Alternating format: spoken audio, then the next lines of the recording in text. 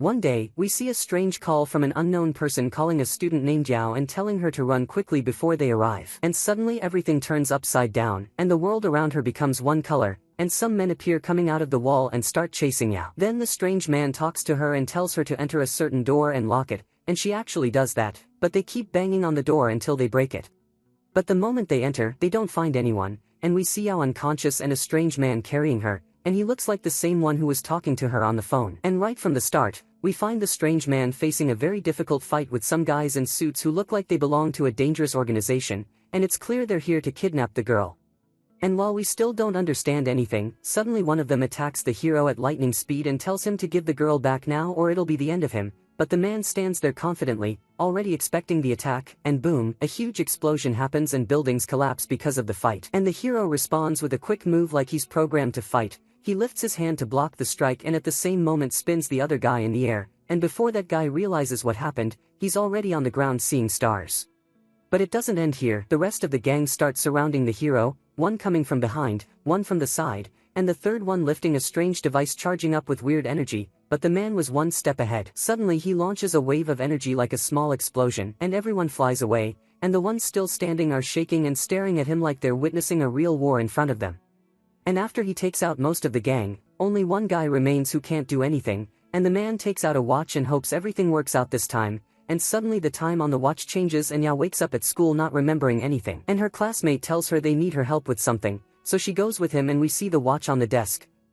And after school she goes out with her friends and they play a game and she loses, so they punish her by asking a question that she must answer honestly, and the question is, who's the person she has a crush on? And at that moment, a guy named Wang gets embarrassed and starts laughing, and his friends notice him, so they try to embarrass him more and ask if he suspects Yao likes him because they've always known their friends love each other but never admitted it. And indeed, Wang gets really flustered and messes up his words, telling them he and Yao are just close friends, nothing more, so her friends start pushing her to say who she likes. And at that moment, she gets encouraged and looks at Wang and honestly tells him she has liked him for a very long time, and Wang gets shy but is flying with joy inside. As for their friends, they get really upset because all the boys in the group like Yao, so they decide to give Wang a good beating after the hangout and call Yao so she can see her boyfriend being humiliated and stop liking him. But he refuses to let Yao be in that situation, so he hits them to make them leave, but then he stumbles and falls into the water. And he remembers his memories with Yao when they were kids, like the time he was running out of school scared of the bullies, and it was raining. And Yao saw him then, noticed he was scared and hurt, so she treated him and comforted him and offered to walk him home under the umbrella so he wouldn't catch a cold from the rain, and from that moment, Wang fell in love with Yao and always wanted to confess. And while he's remembering, letting the water drag him down, a blue light catches his attention, so he swims toward it and finds it coming from a cube, so he takes it, but then he feels like the cube entered his body and is controlling him, and suddenly he gets pulled inside and finds himself flying in space. And a robotic device explains to him that now he can teleport anywhere using the automatic transport ability that was transferred to him, and he doesn't understand anything at all. So the robot transfers him back to his world, making him float in the sky and see his friends still looking for him to continue beating him. Then it teleports him again to school, and he hears the robot's voice in his head telling him he can use this ability again if he wants. And suddenly the robot tells him someone else is here, so Wang grabs the flashlight and goes to look for the person, listening to the robot. But it turns out to be just a school employee who sensed strange movement and came to check it out too. So Wang quickly teleports back home, takes a shower, and sees that Yao called him like 100 times. So he calls her and reassures her, acting all confident and telling her that those kids could never beat him, and he's really tired and just wants to rest, so he tells her he'll call her later. And just as he's about to fall asleep, he hears the robot's voice again, but this time he gets annoyed because he wants to be done with these voices, so the robot tells him it's inside his body now and he won't be able to get it out, and he must get used to it, then pulls him back into space and welcomes him again. And this time it explains the reason for its existence and tells him that when he touched the Warda cube, he became the one in control of the infinite universe system, and Wang still doesn't understand anything but really likes the idea and loves the thought of teleporting freely, but he asks the voice why it helped him and took him away from his friends instead of returning him to the same place. So the voice tells him it did that to fulfill his wish and make him king of the world.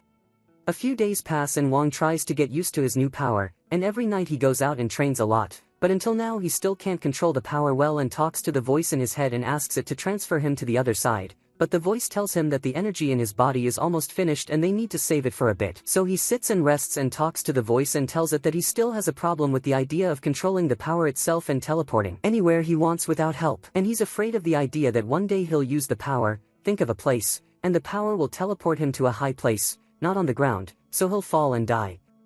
So the voice tells him there's something he can do that will help him not be afraid of that anymore, and he finds out that he can see up to 14 meters away using rays that come from his eye and pinpoint the exact spot he wants to land in. And when he tries it, it works, but it drains a lot of energy from him, leaving him breathless, and he collapses on the ground, and the voice keeps calling him, and when he doesn't respond, it returns him home, and Wong finally wakes up and tells the voice that this superpower is really hard to handle, but the voice tells him that it's because he's still at the beginning, and little by little, everything will be perfect. And when he asks it why it returned him home, it tells him that if his energy ran out, his life would have been in danger if he didn't return.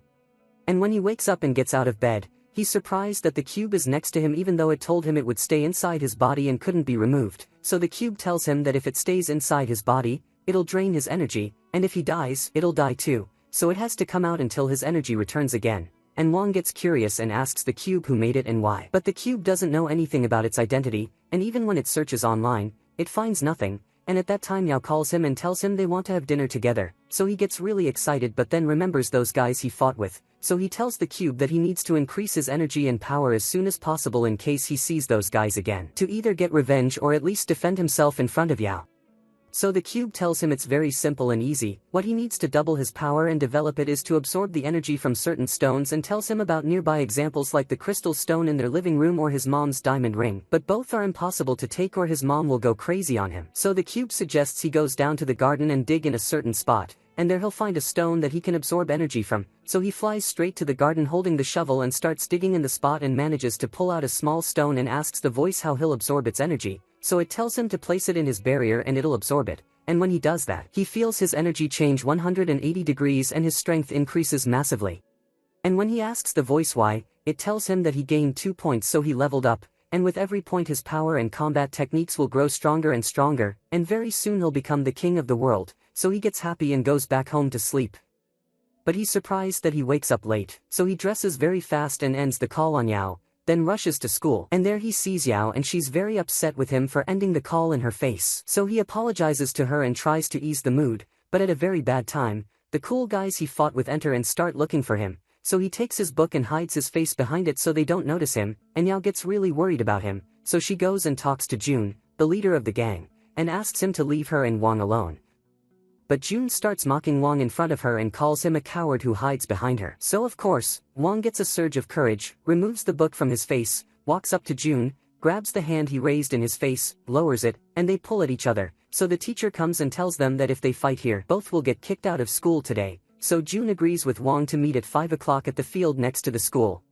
And the awaited moment comes, and he meets the gang confidently. But when he confirms and asks the voice about his chance of winning the fight, it tells him it doesn't exceed 20%, and here he starts to panic a little but tries to hide it and goes to face June, and June tells him that if he leaves Yao alone and doesn't get close to her again, he'll spare him today and won't fight. But Wong tells him that all of that is just in his dreams, and as for earlier today, he barely got pulled out from under his hands, but now he's the one who won't be spared. So June gets mad and tells him he's got a surprise for him, and a tall, huge guy appears in front of him and tells him this is his opponent.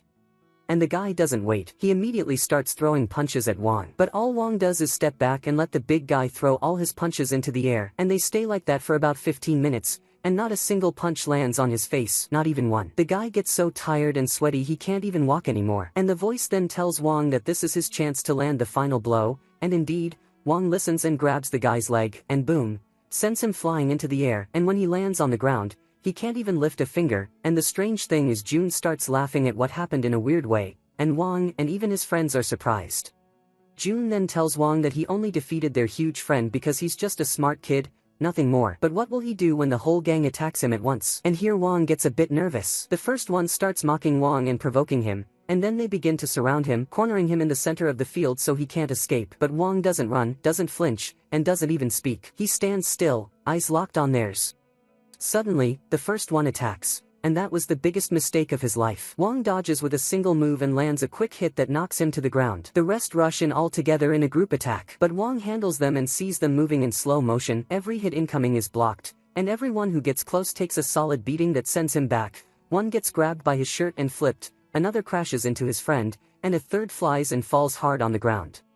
But the big surprise is with their leader June, who was standing confidently, waiting to see what his gang would do to Wong. Suddenly, he finds them all on the ground around him. His face starts to shift, and the eyes that were filled with pride and confidence turn into clear fear. June tries to remain steady, but Wong steps toward him, and that's when June panics. Instead of fighting, he raises his hands and starts begging, saying he's sorry and wrong, admitting Wong is stronger than him, asking him to let them go this time and promising they won't bother him again. His face is terrified like he's seen a ghost.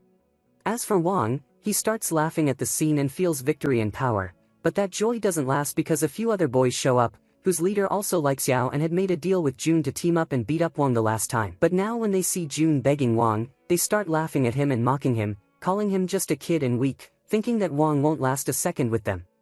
At that moment, the voice talks to Wong and tells him his energy is almost gone and advises him to run now and escape as fast as he can before they catch him. He gets scared and starts running, but he has a plan in mind. He activates the auto-teleport ability, and suddenly he disappears in front of them, the power cuts out, and he reappears behind their leader, grabbing him by the neck and choking him until he passes out and falls to the ground. He doesn't give any of them a chance to even touch a hair on his head. He beats them all, and in less than a minute, they're lying on the ground next to each other, unable to move. When one of them goes to turn on the lights, he's shocked to see all his friends lying around Wong, so he gets scared. Wong hears the police trying to open the stadium door. Turns out Yao called them when Wong was late. She thought June had locked him inside. Now Wong sits thinking what to do, because it wouldn't make sense that he beat all these guys alone. So he goes to June and makes a deal, telling him he'll spare him and won't go after him. They'll start a new page, but the condition is that June takes all the blame. And when the police come in, Wong acts like June was the one who attacked him, so they arrest June and call an ambulance for Wong thinking he's the victim. Yao sits next to him, worried for him, and after a few days pass, Wong decides it's time to search for stones that increase his power. But all the stones in the city are actually jewelry owned by people, and he doesn't have money to buy them, so his only option is to search for these gems in the wild. Using his power, he figures out the closest place is a famous mountain outside his city. He travels there, and when he arrives, he finds out that the gems are 15 meters underground. He'd have to dig a very deep hole to reach them, but of course, he doesn't do that, because if he kept digging, he'd spend days just getting halfway down. That's when the voice speaks to him and tells him there might be a small opening through which he can use teleportation to get inside the place where the gems are. So he starts thinking and notices there's water nearby. He guesses that maybe those openings are in the bottom of the lake. He's right, and he manages to teleport to the place with the gems, which turns out to be an underground cave. He walks a bit until the voice stops him and says the gems are right in front of him, but all he sees is a wall of useless rocks. He feels like he came all this way for nothing, since he's not going to start breaking all these rocks to get the gems inside. So he looks for an exit, and luckily he feels some air on his face. That's when he realizes there's a nearby exit and actually finds it. He uses the teleport feature and moves through that exit, but he reaches another part of the cave, and this time he sees the gems in front of him in large numbers. He runs toward them but realizes the distance is very far and there's also a lake beneath him. So he sits thinking of a way to reach the gems, especially since they're hanging from the cave ceiling, and suddenly a huge snake appears behind him, trying to move silently to swallow Wong. But Wong decides to use teleportation in short jumps, one after another, until he gets close to the gems. He's scared to do the final jump because the distance is very big and he's afraid he'll fall. So he ties a rope around his body and makes sure it's secure. The voice then tells him that in front of him is a power source of more than 12 gems. He gets very happy and excited, thinking he'll become Superman once he absorbs all these gems. But suddenly, the huge snake appears behind him again, and this time Wong sees it. But he's too scared to react, and both of them fall into the water. Wong can't fight the snake, so he asks the voice to teleport him somewhere else quickly, but the voice tells him the snake is holding onto him, and if he teleports, the snake will go with him. But since the cube is protecting him, it transports him into space. There, the voice tells him he now has collected around 11 gems and can merge them all into one rare and very powerful gem that would give him more power than absorbing them one by one. Wong gets excited and asks him to start the merging process, but the voice says it will take 100 hours, and that's too long. He needs to go back and fight the snake and leave the place quickly. So the voice suggests he keeps 2 gems to absorb their energy, and those would be more than enough to defeat the snake. He quickly returns to the cave and exceeds all expectations, because with the first hit, the snake falls into the water, and the gem inside it comes out of its body and looks different from any other gem due to its unique shape and glowing light. Wong keeps it and finally feels relieved that he got rid of the snake. On that same day, June is sitting with Hwan, his friend who also doesn't like Wong, and both of them are very angry at him and trying to come up with some evil plan to get rid of him. So Hwan suggests to June that they make Mr. Lee be the one to fight Wong instead of them. June asks him who this Mr. Lee is, and Hwan replies that Lee is one of Yao's relatives who recently returned, and he heard a while ago that he's very strong, to the point that he once took down a gang leader before. With a sneaky plan, they'll manage to push Lee into a fight with Wang while they both stand back and watch their revenge unfold. The next day, Wang returns to the city and goes to meet Yao, and they go out together as planned. At that moment, she feels that he's become stronger and more mysterious. He tells her he's doing that to protect her from anyone who might bother them, because her comfort is all he wants. Then he takes her around the whole city, and afterward, she plays a game with him and asks him which hand she's hiding the candy in. He uses the rays from his eyes and manages to know exactly which hand it is, and she's surprised that he got it right on the first try. So she repeats it again, and he still guesses right, and she keeps repeating until the candy bag is empty. He keeps winning, and she can't believe it's all just luck. Wang starts getting nervous and tries to think of an excuse she would believe, so he tells her he's good at telepathy since they both love each other, so it's not weird at all. But she insists that he's hiding something from her and doesn't want to tell her. After a very long debate, she finally believes him, and they both sit and watch the river view. That's when he remembers he brought her a gift and gives her the peacock stone. She's amazed by how beautiful it is and asks where he found it, and he tells her he jumped into the river especially to get it. They agree to continue their outing the next day. The next day, he goes to wait for her in their usual meeting spot, but she takes way too long and doesn't show up. He keeps calling her many times, but still no answer. By coincidence, he overhears two people passing by talking about an incident that happened at the same address where Yao lives, so he gets really worried about her and heads to her house. There, he sees people gathered and police present, trying to calm her mother, who tells them she came home and found it like that and her daughter missing. She keeps begging them to search for her daughter. The police officer is confused because when they arrived, the media was already there, like someone had tipped them off. Wang stands there shocked, wondering who could have known, then spots June walking away. He rushes to confront him, furious, and threatens that if he doesn't tell him where Yao is this time, he won't be spared. It's clear that June is very afraid of Wang, so he says he'll confess everything.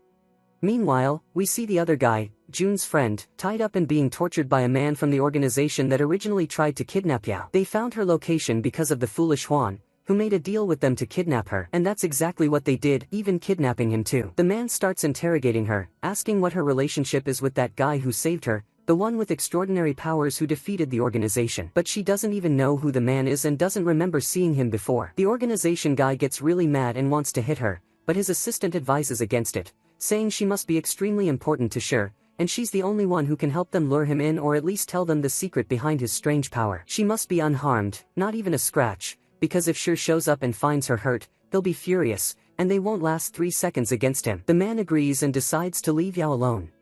At the same time, Wang is fighting with June after finding out they made a plan and let Huan contact someone to kidnap Yao. June tells him they thought Li, the guy they arranged with, was one of Yao's relatives because of a similar last name, but they were wrong. This Li is extremely dangerous and powerful. There's even a street named after an incident he caused. People are terrified of him, and the disaster they caused is that they've now discovered Li is searching for Sure, the mysterious superhuman no one knows anything about. June asks if he remembers when they were kids, and Yao was about to be kidnapped by the organization men, and the one who saved her was Sure, who used his power to defeat them and even cut off 2 of their fingers. That's why Li is looking for him now and wants revenge by any means. Wang scolds him for the stupid plan they made and gets up to go bring Yao back. June tries to stop him, saying he doesn't understand. Li is really dangerous, and by now Huan is probably already dead, and if Wang gets involved, he'll be next. But Wang is furious with him and tells him he's going to bring Yao back, and no one can stop him, not Li. As for Huan, if Li didn't finish him, he will under Wang's hands. June says he doesn't understand anything, and that no matter how strong Wang is, he won't be able to beat Li. At the very least, he should call the police. Wang replies that he's not stupid like him. He'll definitely make a plan and confirm a few things before rushing into Li like a madman and putting Yao's life in danger. After a while, Wang manages to find the building where Yao is being held by tracking the location of the gem he gave her as a gift. Meanwhile, Li is talking with his assistant, who is still worried about the idea of facing Sure, but Li reassures him that they're very well prepared this time. With their alliances, even if they can't defeat him, at least he won't leave the place unharmed. That's when a small puppet appears, controlled by someone hiding. It tells them that everything is being done for revenge, and if Sure falls into their hands, there's no way he'll leave alive. This talk excites Li a lot, and he asks everyone to get ready. Meanwhile, the voice tells Wang that the gem fusion will be ready in half an hour. Some gang members spot Wang walking around the place and report him to Mr. Li. He orders them to finish him off because he doesn't want anything messing up his plan. He sits back to watch for fun while they take care of Wang. Wang tries to break into the place calmly, but he finds it locked with a padlock, and suddenly a gang member appears and threatens him. If he tries to break the lock or enter, he'll die instantly. But Wang doesn't have time for this. He demands the key immediately. The man laughs at his attitude and says he'll give him what he wants, but he has to come with him first. Meanwhile, Lee goes to the room where Yao is being held and turns on the big screen to show her Wang's fight. From the very first moment, the huge man appears in front of Wang, staring at him with a challenging look, saying he'll show him what real power means. Without wasting time, the fight begins, and the man attacks with an extremely strong and fast punch, but Wang dodges it easily and keeps moving smoothly between the strikes. The man throws one punch after another, all from the right side, but none of them land on Wang. Because Wang is steady and calm, his eyes locked on his opponent, trying to focus completely so he doesn't waste energy. He moves with precision, like his body knows where the strikes are coming from before they arrive. The huge man increases his speed and tries to push him with full power, but Wang keeps dodging everything, and no hit touches him. The opponent starts getting frustrated and tries to grab him any way he can, but in a moment, Wang uses a trick move that makes him rush in the wrong direction, and Wang appears behind him, grabs the large hammer beside them, lifts it with power, and slams it down on the man's head. The strike is enough to drop him to the ground completely. Wang approaches him while he's lying down, takes the keys silently, walks away, leaving him behind like nothing happened. He climbs to the next floor and is surprised to find someone else waiting for him, this one supposedly stronger than the last, not just in fighting, but because since childhood, he's been trained to detect people in the dark by the sound of their movements. That's why the room Wang is in is completely dark. But as soon as he gets a bit closer to Wang, Wang spins around and slaps him across the face, grabs a stick, and hits him with it. Literally, it doesn't take 10 seconds before he's on to the next floor.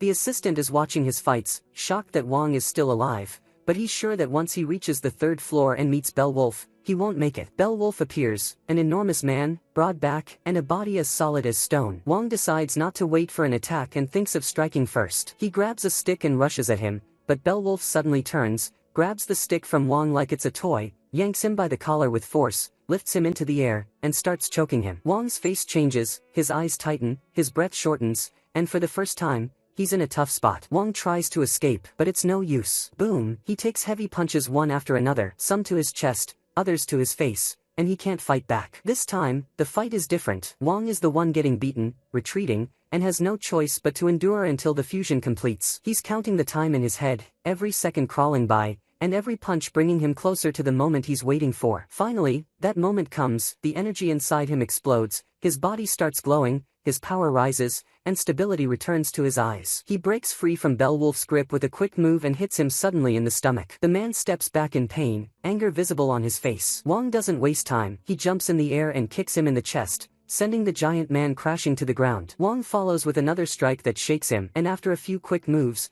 Wang gathers all his energy and delivers the final blow. He leaps and slams Beowulf into the wall with a hit that makes the wall crumble and the whole place shake. Wang stands over him while he's lying there, struggling to breathe, but this time Wang is the victor. This enrages Lee. He smashes everything around him, thinking his gang members are all weak. But his assistant has a solution. He reassures him that once Wang reaches the 4th floor, he'll face the Million Alliance and take on a fierce girl who knows no mercy. But Lee mocks her, saying that after all, she's just a girl, even if she's a strong fighter. The assistant tells him she's not just any ordinary girl, her tribe is extremely powerful, and each member wears a bracelet to restrain their abilities. Once they remove it, they transform into fierce beings that no one can stand against. Meanwhile, Wang is exhausted, and the voice warns him that he needs to control his anxiety and extreme fear for Yao, as it could affect him. Wang asks about the level of the person he'll face on the 4th floor, but the voice can't determine it. It says that's strange and could mean that their power is so strong it can't even detect it. Wang had just come out of a tough fight, but suddenly he finds himself facing a new opponent named Million Koi, and she's not an ordinary enemy, she's incredibly fast and light in her movement. Every move she makes is barely visible, like she disappears and reappears. Beside her stands Million Stone, a mysterious man who doesn't interfere with anything and just watches from afar, and Wang stands in front of her trying to read her movements. But there's no time to think. Million Koi launches the attack right away, dashing toward him with a sudden move and striking a very quick hit. Wang dodges at the last moment, but Million Koi doesn't slow down. Every time he moves, she attacks from another angle and keeps attacking from all directions, right, left, above, below, and Wang tries to dodge each strike, but the pressure is high, and every time he escapes, she's faster than before, constantly scratching him with her claws and trying to drink his blood while he narrowly escapes. Million Koi moves gracefully, circling around him, making him chase her while he can't catch her. Her hits are light but extremely fast, and every one of them pushes him back bit by bit. Wang starts thinking he needs to find a flaw in her style because she's fast but seems to rely on the same pattern every time. So he begins testing her attacks and moves in different directions to see how she reacts,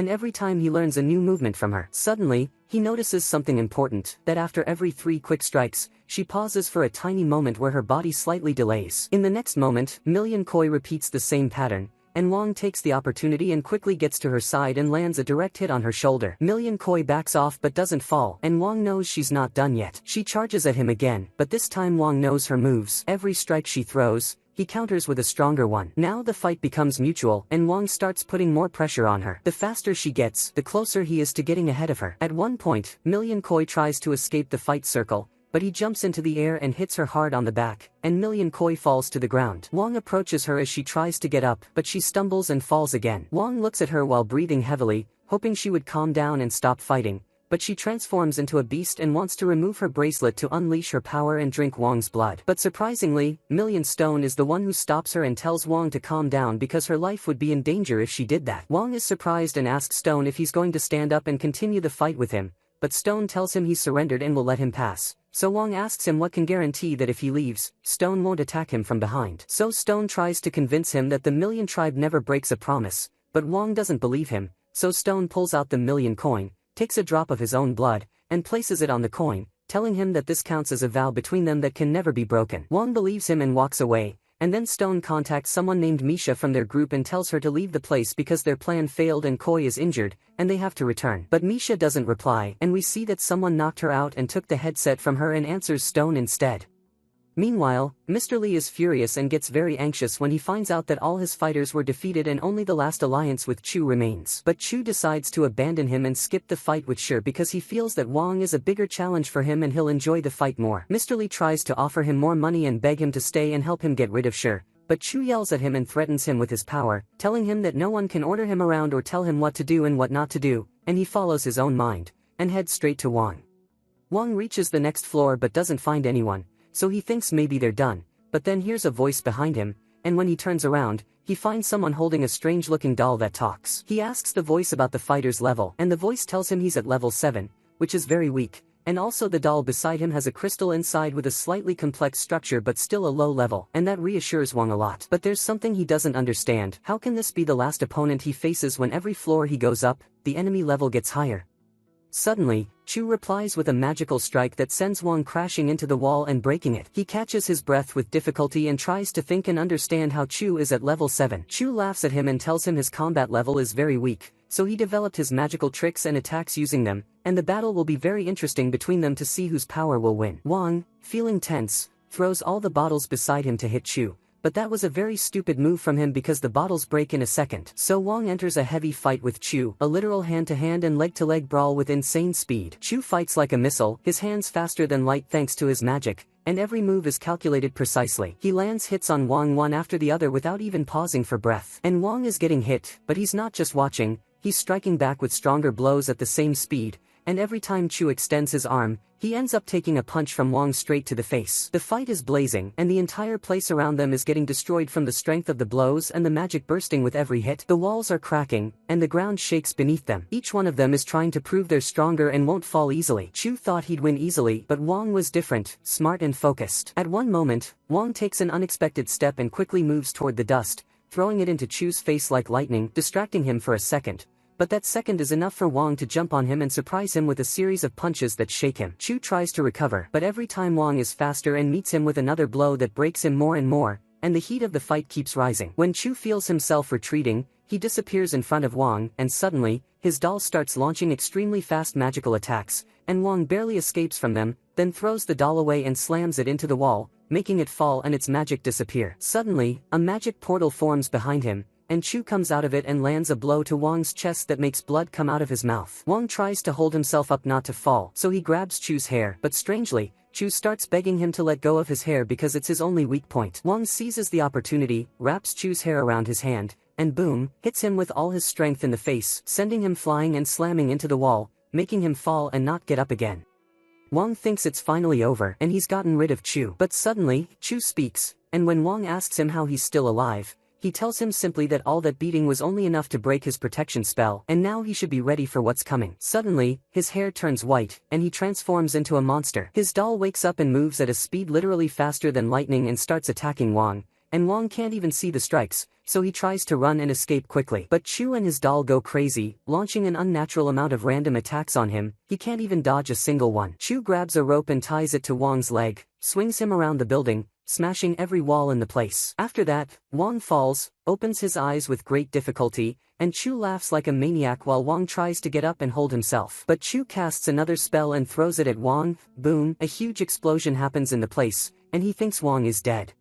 But then he notices something moving through the smoke. It's Wang, totally fine, and the fire didn't affect him. Chu loses it and yells at him, asking how that happened, and starts panicking because his spells are almost finished. Wang, also enraged, channels all his anger into his strength and focuses it on Chu. First, he gets rid of that annoying doll, then grabs the rope that had been wrapped around the entire building and starts beating him with it with all his fury. Then he throws him and slams him into the wall just like Chu did to him. Chu can't handle what happened to him, and his form returns to normal. He can't even move his face.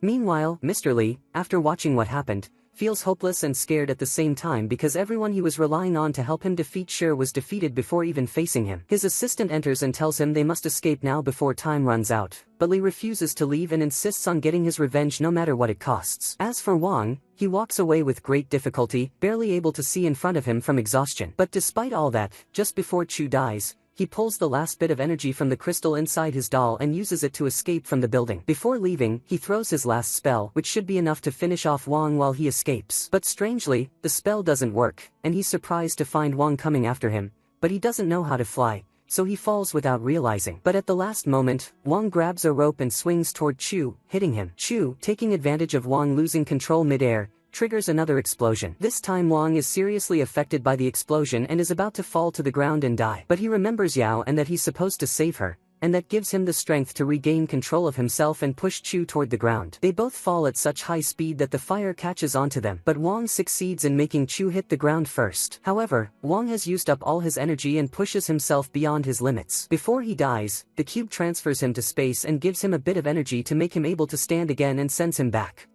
He climbs up the building and enters the room where Yao is, but finds it empty and Yao is tied to a chair. He quickly unties her and removes the tape from her mouth, and she screams, begging him to run because there's a bomb in her chair and if she moves, it will explode. But he reassures her that he'll handle the bomb because it's nothing compared to what he's been through. But then Lee appears and locks the room. Wang asks the voice how to disable the bomb, and it tells him the method. So he transfers it into the cube's space and reassures Yao that they're safe now. But suddenly, the bomb explodes inside, and he falls to the ground. Yao thinks he's dead. Then Lee's assistant shows up and shoots Yao with a bullet from his gun, and when Wang wakes up, he finds that Yao has been hit and is dead. The next day turns out to be the worst day in Wang's entire life because Yao died, and he still can't believe that in just a few hours, he'll be attending her funeral. He watches from afar as her father and mother cry, and he blames himself for what happened to her. Because of his grief, he becomes extremely weak, and even the cube doesn't respond to him. He wants to ask it if there's any way he can bring Yao back and sits crying because he can't find anything to do. But at that moment, a strange woman appears, gets out of her car, and talks to him, saying she wants him for something important. But he doesn't respond or even give her any attention, so she tells him that she knows Lee's location, and if he wants to know too, then he has to come with her. He gets in the car, and they both go to a cafe. There, he asks her about Lee's location, so the woman tells him that before she tells him where, she wants to ask him one question first. Why don't ordinary people know anything about fighters with superpowers, shapeshifters, or monsters? Wang answers naively and tells her maybe it's because they know how to hide their identities professionally, but the woman tells him his answer is very wrong because behind all of them, there's an organization protecting them, just like what happened with him, and that without her, he wouldn't still be alive now. He sarcastically laughs at her words and tells her if she's been protecting him this whole time, then why are there 3 men behind him pretending to be ordinary people and waiting for him to move so they can kill him? At that point, she gets nervous and tries to reach for her weapon quietly without him noticing, but he tells her to put her weapon back because he's not interested. If he wanted to take them out now, he would. All he wants to know is Lee's location. He notices her card says her name is Mo and her job is dealing with supers. Mo tries to calm things down and tells him she told the truth and that there really are organizations responsible for all the supers, and he actually believes her because what she says makes sense. But he's still not interested. Mo then tells him that after they helped and protected him, they want him to return the favor. At that point, he realizes she wants him to work with her and be under her command just like the men around her now. But he sees their level is very weak, while he's a high-level fighter, and this won't benefit him at all. Mo tells him she only wants him for 3 missions, and in return, she'll tell him where Lee is. He agrees but under one condition: for each mission he completes, he gets one service in return. That means first she'll give him info about Shi, then about Li. She agrees without arguing and pulls out a contract for them to sign. He tells her he's a student and has classes to attend, so he can't skip. She assures him she only needs him for one day and will also pay him a very large amount. But before signing, he asks how he can trust them. She tells him there's no way to guarantee trust, he's free in the end. She gets ready to leave and tells him that in order to work with them, he must first pass a test they'll conduct, so he needs to prepare well beforehand. At that moment, he feels this is a chance he must seize to reach Li. Mo's driver talks to her and asks why she's adopting a dangerous fighter like Wang because he's seriously powerful and could destroy them at any time. Mo tells him they need him, and she'll control him with the information she has. They'll be very careful with him because they truly need him during this period. The driver asks if she's really going to give him the information he needs about Li, but she tells him Wang literally knows nothing about them or Li, so she'll just give him a few details that almost everyone already knows and that won't affect them at all. But what they don't realize is that Wang placed his cube on top of their car and heard everything they said and learned they're using him. So he thinks about getting revenge on them, but after a while, he realizes he can also use them to get everything he wants. But first, he has to act like he's really clueless and doesn't know anything. The next day, he gets sent the location of the place where he'll take his test. When he arrives, he finds lots of people there, and the person in charge of the evaluation is named Zhu. He tells them that the most important things a bodyguard must have are speed, intelligence, and high combat strength, and that's how they'll be evaluated and chosen for the job.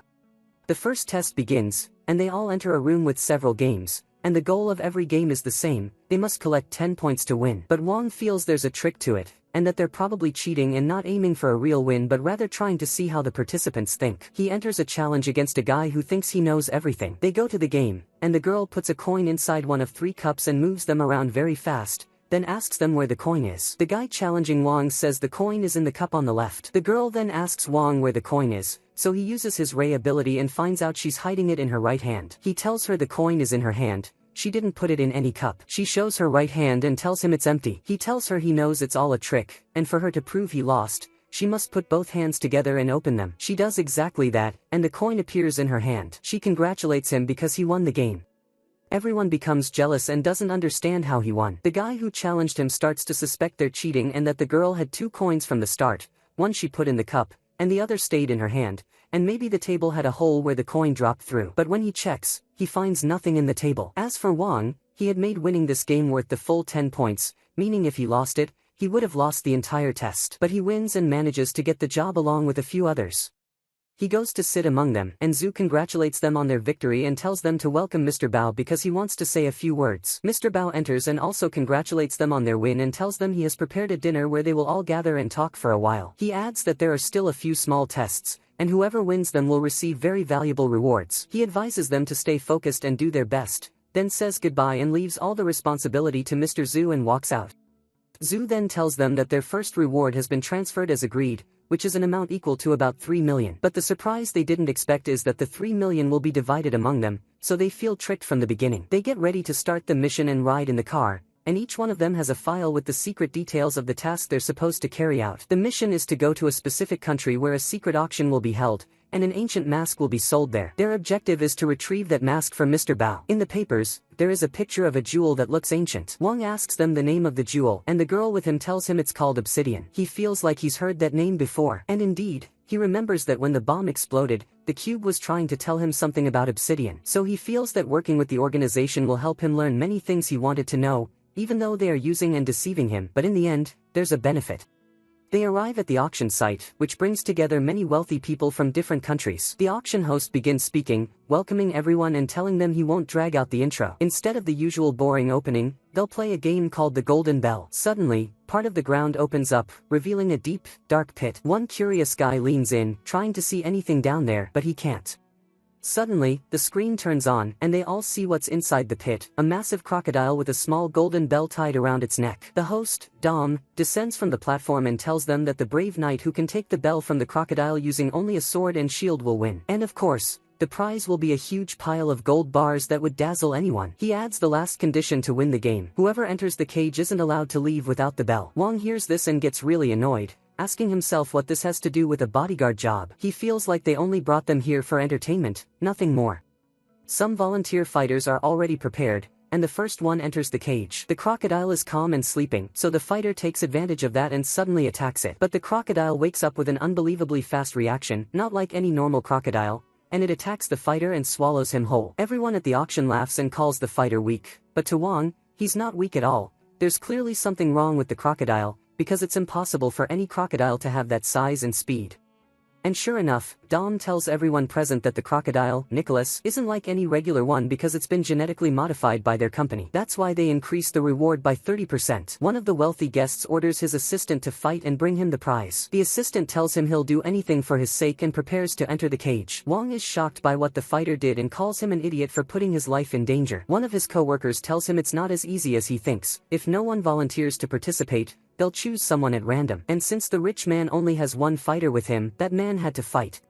The fighter enters the cage and chooses a bow and arrow to attack the crocodile from a distance. He shoots several arrows, but the crocodile seems unaffected and rushes toward the fighter with incredible speed. Its tail breaks his bones and spreads his blood everywhere. Dom increases the prize by another 30%, and the money starts tempting all the fighters at the auction, so they begin volunteering willingly. Two of them volunteer at the same time, and according to the rules, they have to fight each other first. The winner of the duel will enter to face the crocodile. But the fight shocks everyone present because one of them, known as the Golden Venom, before the fight even starts, bites his opponent, poisons him, and sucks his blood. Within a minute, the opponent collapses, and not a single drop of blood remains in his body. Thus, Golden Venom gets to enter the cage. Strangely, he doesn't choose any weapon, he goes in empty-handed. Everyone calls him crazy, but he starts spreading his poison on the ground, and the poison completely paralyzes the crocodile. It doesn't move. He climbs on top of it, and with a magical touch, the crocodile's head gets sliced off, separating from its body. The bell flies off its neck, and he goes and grabs it, handing it to Dom. Dom congratulates him for retrieving the first golden bell of the day. He asks him if he wants to take his prize now or have it delivered to his home. Golden Venom tells him he'll decide that later after seeing the rest of the beasts. This might not be the only prize.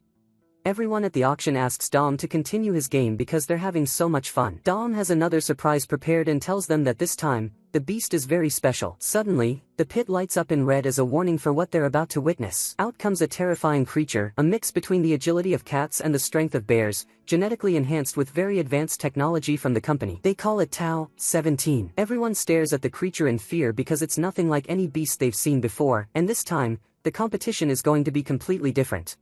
Dom hypes them up and tells them the reward this time is very different and much bigger. He notices the fear in everyone's eyes and asks who has the courage to fight this beast. He also tells them that its only weakness is that it's extremely brutal and shows no mercy. The beast proves that by eating the leftover corpses in the pit in a terrifying way. As for Wang, he feels a strange sensation and tries to understand it. He's sure it's not fear of the beast, it's a feeling that there's a spy who's going to do something today. He suspects the spy is someone in his team. He gets interrupted by Dom, who tells them that the next fighter has entered the cage with a sword. The fighter walks in full of confidence and tries to attack the beast, but the beast ignores him and jumps over him, attacking the glass and scratching it. Everyone panics, thinking it'll break the glass and come after them, so they run. The fighter gets frustrated and provoked by the beast ignoring him, so he slashes it with his knife. The beast attacks him and eats him, holding the sword in its mouth and leaping toward the glass. It actually starts to crack, and even Dom gets scared because this wasn't part of the plan and something feels off. At that exact moment, Wang suspects Golden Venom because he has a wicked smile on his face and at the same time sprayed a golden-colored substance on the ground, which might be the reason the beast is going crazy. Suddenly, the glass shatters, and the beast escapes. Everyone is terrified, and the first one it attacks is Dom. But a fighter named Muro pulls the beast away from Dom, giving him a chance to escape. Dom runs quickly and tells them he'll get the guards and try to control the situation, but Muro tells him not to call anyone because the fighters there are strong enough and will be able to deal with the beast. As for Wang, he's not upset by what happened. It might give him a chance to find out information about Li without anyone noticing he's missing. He tries to sneak out quietly, but one of Dom's fighters stops him and tells him everyone must stay in place because they will regain control and there's no need to worry. All of Bao's bodyguards stand behind him to protect him, and Wang looks at him annoyed because Bao is pretending to be scared, and Wang is sure he knew this was going to happen. One of the organizers manages to knock the beast unconscious and take control of the situation. Everyone relaxes. Wang notices someone from his team is missing. At that moment, the guards receive a report that the situation at the auction has been contained, so they relax. But then the power goes out, and they think it's just because the mansion is old. But the moment they open the door, someone attacks them and knocks them out. It turns out to be the girl from Wang's team. She tries to sneak into the mansion and hacks all the surveillance cameras so she won't appear. She manages to enter the secret room and ties the rope tightly, then descends into it. There's a secret door she opens with her fingerprints, but the moment it opens, another fighter comes out and attacks her immediately, cutting the cape she was using to hide her face. Some guards arrive from behind her. She hits one and throws him onto the other, making sure they're both knocked out. Just as she's about to turn around and deal with the fighter, she finds him flying toward her, about to stab. But Wong appears just in time and grabs his arm, squeezing it so hard it breaks. He tells the girl that this is just a weak-level fighter. She asks him what he's doing here, and he says he's here to protect her because he's her bodyguard. She's surprised and doesn't understand what he means, so he surprises her by saying he figured out the whole game. She's the main person they're supposed to protect, not Mr. Bao. She's shocked and asks how he knew. He tells her simply that when the beast attacked them, Bao stood in front of the guards, and she was the only one behind them. If Bao were the real target, he would have been at least in the middle of them. And when she disappeared from that spot, he realized the main mission was for her to break into the mansion and reach the vault. The girl praises him for his intelligence but says time has run out. Only 2 minutes are left before the mansion guards arrive and the vault locks, and they have to retreat. But Wong says 2 minutes are more than enough and that they have to hurry to finish the mission and leave. She agrees and takes him to the room where the treasure is hidden, but she tells him it's going to be really hard to search freely in that room with so little time. So he makes a deal with her. If he helps her find the treasure, she helps him escape the mansion because she's the only one who knows the entrances and exits. She agrees. But before they start searching, he pulls her aside and hides because Dom's fighters arrive and try to shoot her. When they fail to finish her off, they prepare a flash bomb and throw it into the room, but Wong moves at an incredible speed and throws it back at them. It explodes in their faces, and he and the girl try to escape. But they find more fighters in front of them, blocking the exit. The fighters are strong and numerous. One of them lands a strong hit on Wong, while they tie the girl up and slam her into the wall. Wong tells them this isn't fair. First, there are too many of them, and second, they're the same level as him. But the fighters don't care and mock him. He surprises them with a bomb he was hiding in his hand, and when they see it, they all duck so it won't explode on them. Wong takes advantage of that, grabs the girl, and escapes quickly. It turns out it was just a fake bomb he used to distract them. He successfully hides with the girl in a room and helps her stand on her feet because she hurt her leg badly when she hit the wall. She thanks him because he could have easily escaped quickly and left her behind, but he chose to protect her. She asks him why he did it. He tells her that he needs a lot of information to help him find Shirenli, so there was no way he could run. After that, he returns to the fighters alone. They ask him about the girl, and he tells them she was slowing him down, so he left her behind to escape. The commander of the fighters orders one of them to go search for the girl while the rest finish off Wong. But suddenly, the girl drops from the ceiling and attacks them. Wong helps her, and since the fighters were surprised by the attack, they couldn't react quickly. With all the hits, they lose consciousness. Wong smashes the walls and reaches the vault where the treasures are. The girl takes what she needs, and he sees the obsidian stone is there. After a while, we see them leaving and heading under the mansion. When Wong asks her where they're going, she tells him that down there is the lab where they mix the genes. At the same time, the doctor in charge of the research is working in the lab with his assistant, who informs him that the corpse of Tao, 17 has finally arrived, and they're supposed to analyze it and collect its data. The doctor tells her that Tao, 17 was their worst invention, full of flaws, and that most of their research so far has no real value. Meanwhile, Wong and the girl with him are stuck in the elevator, unable to descend to the ground floor where the lab is, so they're forced to go down to the second floor. There, they're met by a large group of guards, all armed and ready for the elevator door to open so they can eliminate them both. But the moment the door opens, Wong and the girl instantly attack the guards and take them out in the blink of an eye. The fighters hear their location and quickly head to the floor they're on. The girl pulls out a map and tells Wong where they are and that they now need to take a specific path to escape from the mansion. He follows her instructions and walks behind her, but they reach a room where the floor is soaked with blood. The girl assumes they moved the beast's body through there, which explains the bloodstains. She decides to open the door using her fingerprint, and Wong is surprised and asks her why she insists on going to the lab when she told him earlier they would escape the place. She tells him there's something important she needs to find out, and that's why they can't leave before checking the lab. They enter the room and find very strange-looking creatures, mummified. She tells him they're making biological weapons here, recruiting those creatures to be under their control and building an army out of them. These people are truly evil and have no mercy. They arrive at the most important room that holds the answers she's looking for. There, the assistant sees them and isn't surprised at all by their presence. She tells them that the professor is working right now but she can go in and bring him. The girl threatens her and tells her not to move, but the assistant tries to calm her down and points to where the professor is, saying she'll just call him quickly. The girl allows her to go. The assistant goes to the professor and tells him they've arrived and that the guards are on their way to the lab. The professor steps out to meet them and greets Miss Momo. She's furious at him and asks him about the genetic treatment he promised her and wants him to explain what's really going on in the lab. But the professor reminds her of the deal they had. He says they agreed that she would bring him what he wanted from the vault, and in return, he'd give her the genetic treatment. Wong intervenes, surprised, and asks what kind of deal they made. The professor tells him not to interfere and that it's something between him and Momo. Momo then asks him how she can trust that his treatment is even successful. He opens the computer and shows her the data and his latest research. He tells her that she must have already encountered Dom's fighters and explains that they were just regular people, and through his genetic research and treatment, their human traits changed and became as strong as she saw them. But Dom stopped all his research because he wanted to create a biological weapon and focus on animal-based studies. The professor is very upset about this because he believes studying animals is boring and that the future lies entirely in human development. She gets fed up with what he's saying, goes to threaten him, and asks about the treatment for her grandfather that she requested. He tells her that if she gives him the talisman that was in the vault, he can use it to create the treatment. But she feels he's lying and just wants the talisman for his own benefit. She hits him and threatens him to stop his research and experiments on humans. His assistant enters and grabs her gun, pointing it at Momo and ordering her to stop hitting the professor because the guards will be there any minute. But Momo, in her rage, hits the assistant too, making her drop the gun. Then she orders Wong to help her destroy all this research together. But when she turns around, she finds that Wong has disappeared. It turns out the cube pulled him and took him into space. He's thrilled because the cube has finally started communicating with him again. The cube tells him that the obsidian stone in his pocket is what gave it energy and allowed it to reconnect with him again. It also enhanced his strength level and gave him new skills he never had before. At that moment, the fighters arrive at the lab, but the moment they enter, they're attacked by a swarm of mutated bats. Some of them panic and run, but one of them laughs at them and tells them they're just ordinary bats and that their presence in the lab is completely normal. He burns them, killing them. He takes advantage of the fact that their leader is scared and steps up to lead the others himself. But suddenly, another massive and extremely fast creature appears, attacks him, and eats him alive, taking out 2 more fighters. The leader grabs a rope and quickly ties it around the monster, pulls it toward her teammate, who strikes it, and she helps finish it off.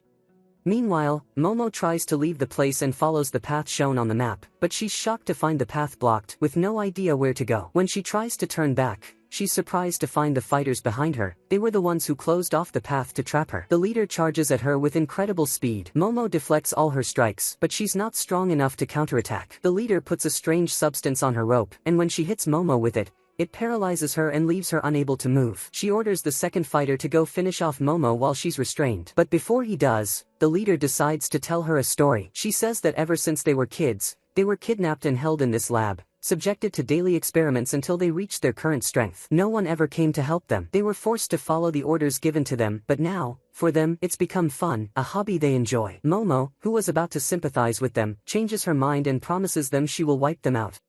The leader is about to deliver the final blow to Momo, but suddenly Wong appears, radiating with power. He brings 2 monsters with him, grabs Momo's hand, and teleports the 2 of them to another location, leaving the fighters trapped with the monsters.